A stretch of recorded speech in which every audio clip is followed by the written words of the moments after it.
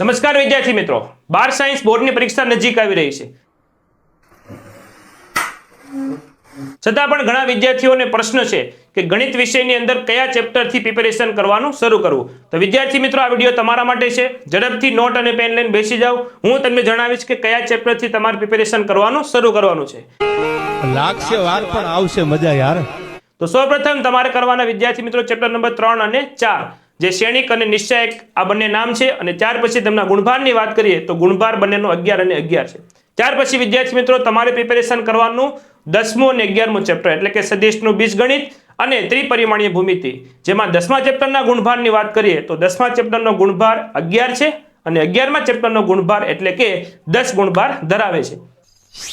તો વિદ્યાર્થી મિત્રો, આ ચેપ્ટર કમ્પ્લીટ થઈ ગયા પછી તમારે પ્રિપેર કરવાનું ચેપ્ટર નંબર 2 એટલે કે ત્રિકોણમિતીય પ્રતિવિધિ, જેમનો ગુણભાર છે 8.